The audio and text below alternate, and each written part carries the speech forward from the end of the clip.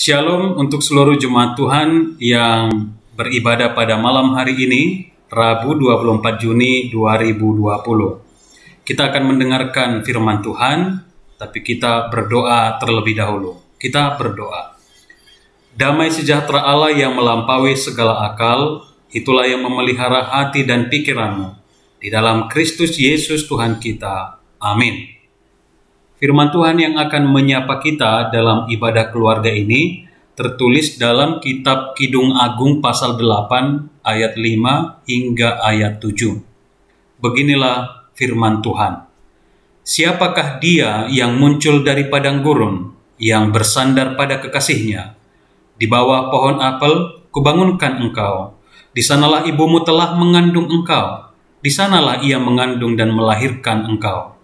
Taruhlah aku seperti materai pada hatimu, seperti materai pada lenganmu, karena cinta kuat seperti maut, kegairahan gigih seperti dunia orang mati. Nyalanya adalah nyala api, seperti nyala api Tuhan. Air yang banyak tak dapat memadamkan cinta, sungai-sungai tak dapat menghanyutkannya. Sekalipun orang memberi segala harta benda rumahnya untuk cinta, namun ia pasti akan dihina. Demikian firman Tuhan.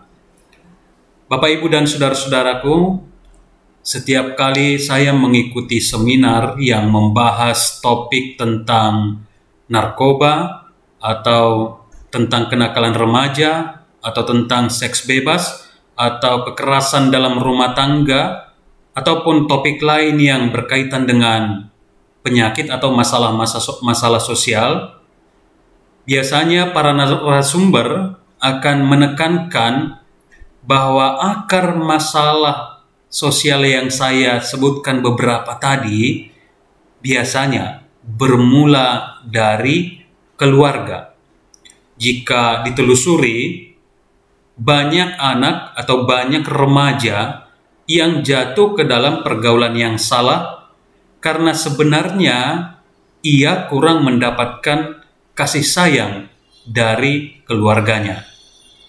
Kalau anak tidak betah di rumah atau tidak betah bersama keluarga, ayah, ibu, kakak, atau adiknya, jangan-jangan dia sebenarnya punya persoalan yang besar yang disimpan dalam benaknya. Memang kalau anak tidak merasa dicintai, tidak merasa diterima di rumahnya, ia akan mencari kasih sayang di luar rumah. Nah, disinilah letak persoalannya. Kalau sampai dia masuk ke dalam pergaulan yang salah atau yang buruk, maka akibatnya bisa menjadi fatal. Bisa dikatakan bahwa keluarga yang tidak harmonis akan memicu banyak persoalan di tengah-tengah masyarakat. Sebaliknya, jika keluarga hidup dalam keharmonisan, maka masalah-masalah sosial akan dengan sendirinya berkurang. Itu sebabnya kita meyakini bahwa keluarga adalah benteng utama dan terkuat dalam mengatasi persoalan-persoalan sosial. Keluarga berfungsi menjadi wadah pertama dan terutama membentuk karakter manusia dalam rangka memperbaiki peradaban kita. Di dalam keluarga lah kita diberi kesempatan untuk mendidik iman, moral, dan karakter anak-anak kita. Orang Batak mengatakan, "Salah madasor sega luhutan." Jika pola didikan itu sudah salah sejak kecil, maka ketika dia besar, jati dirinya akan rusak. Dan itu bisa kita lihat dalam kehidupan sehari-hari. Bapak, Ibu, dan saudara-saudara, ayat 7b dari nas hari ini akan menjadi fokus khotbah saya. Disebutkan di sana, sekalipun orang memberi segala harta benda rumahnya untuk cinta, namun ia pasti akan dihina. Cinta atau kasih sayang tidak akan pernah bisa dibeli dengan uang ataupun dengan harta.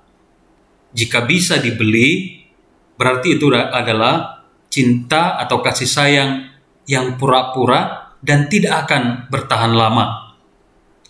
Namun sayangnya, hingga saat ini masih banyak orang, masih banyak keluarga, masih banyak orang tua yang menjadikan uang atau harta sebagai tolak ukur kebahagiaan dalam keluarga. Padahal sebenarnya uang atau harta adalah pelengkap dalam kehidupan keluarga, bukan dasar, bukan prioritas. Perhatikan saja Bapak Ibu Saudara-saudara, jika ada orang atau keluarga yang mengukur segala sesuatu dengan uang atau materi, hidupnya tidak akan pernah bahagia. Dan dia tidak akan pernah bersuka cita. Walaupun mungkin kelihatannya saja bahagia, tapi sebenarnya jiwanya itu hampa atau kering. Saudara-saudara, saya bisa mengerti bahwa Bapak Ibu harus bekerja siang dan malam untuk mencari nafkah, apalagi dalam situasi sulit saat ini. Namun kita harus sadar bahwa hanya mencukupkan kebutuhan jasmani anak-anak kita tidaklah cukup. Ada kebutuhan mendasar yang tidak bisa dibeli dengan uang atau emas, yaitu cinta kasih. Pasangan hidup kita dan juga anak-anak kita butuh perhatian, butuh cinta kasih. Mereka butuh dimengerti dan dipahami. Mereka butuh dukungan dan dorongan. Mereka butuh tuntunan. Mereka butuh kedekatan. Mereka butuh pelukan. Mereka butuh penghargaan. Semuanya itu tidak bisa digantikan oleh uang atau materi. Dan itulah cinta kasih di dalam keluarga. Saudara-saudaraku, saya akan memberikan sebuah ilustrasi yang mungkin sudah terlalu biasa untuk kita dengarkan, tapi pesan moralnya tidak pernah usang. Masih ingat kisah seekor monyet yang kasihan melihat seekor ikan yang menggelepar-gelepar di kolam yang hampir kering? Monyet itu iba dan segera menangkap ikan tersebut. Lalu dibawanya ke atas pohon, dipeluk dan diusapnya. Niat monyet itu adalah untuk menyelamatkan dalam tanda kutip. Tetapi nyatanya dia justru membunuh ikan itu lebih cepat.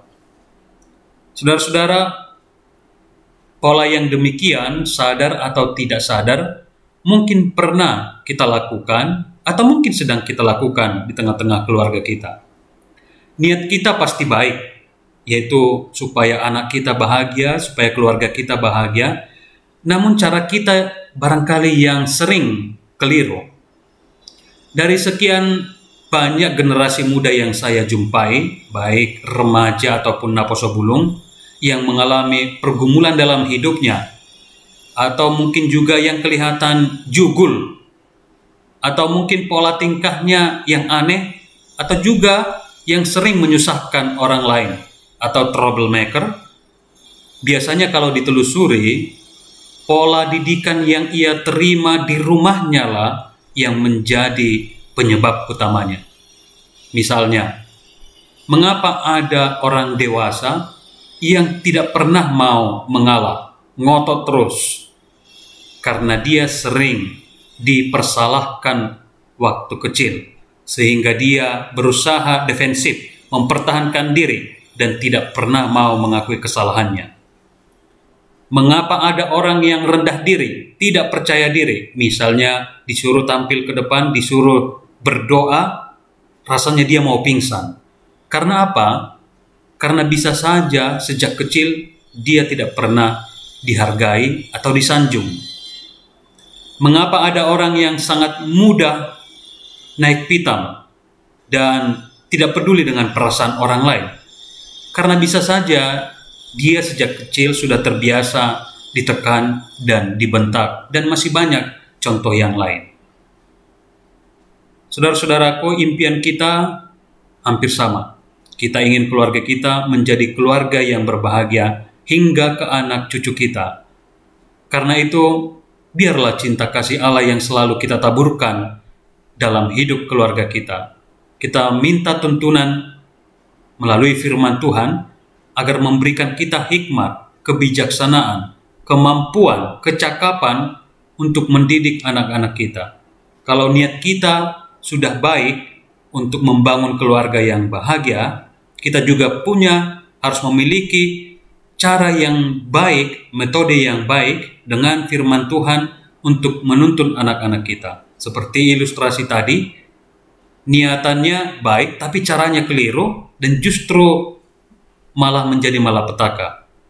Nah, dalam mendidik anak juga, dalam menuntun keluarga juga memang tidak mudah.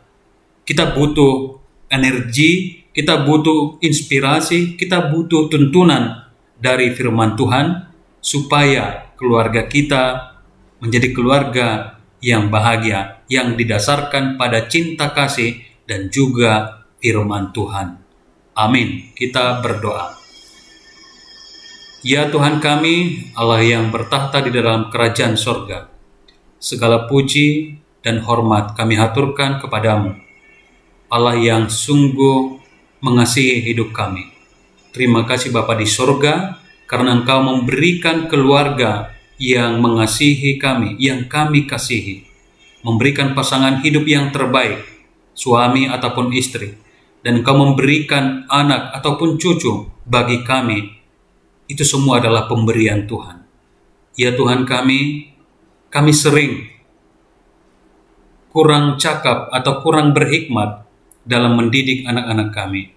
Apalagi di tengah dunia sekarang ini, di zaman yang serba modern ini, ada nilai-nilai agama, nilai-nilai budaya yang semakin terkikis. Oleh karena itu, tolonglah kami, supaya kami jangan tenggelam oleh karena kesibukan, oleh karena gaya hidup di zaman modern ini, sehingga kami seringkali mengukur segala sesuatu, terutama kebahagiaan, dengan uang, dengan harta, atau dengan materi. Tapi firman-Mu telah mengingatkan kami, supaya ketika kami membangun keluarga yang bahagia, supaya kami mendasarkannya pada cinta kasih kepada Tuhan. Biarlah cinta kasih yang daripadamu, kasih sayang yang daripadamu, sungguh-sungguh dapat kami laksanakan, terapkan di dalam kehidupan keluarga kami masing-masing. Mampukan kami sebagai orang tua, sebagai ayah, sebagai ibu, sebagai anak, agar dalam setiap perilaku kami mengandalkan firman Tuhan dan kami hidup dalam kasih sayang. Agar dengan demikian kami beroleh kehidupan yang lebih bahagia. Dan ketika kami berbahagia, maka dengan sendirinya masalah-masalah sosial seperti kenakalan remaja, seks bebas, penyalahgunaan narkoba, dan persoalan-persoalan lainnya akan berkurang ketika kami hidup dalam keharmonisan. Terima kasih Bapa di sorga untuk firman-Mu. Dimuliakanlah Engkau kini hingga selama-lamanya dalam Yesus Kristus Tuhan kami. Amin.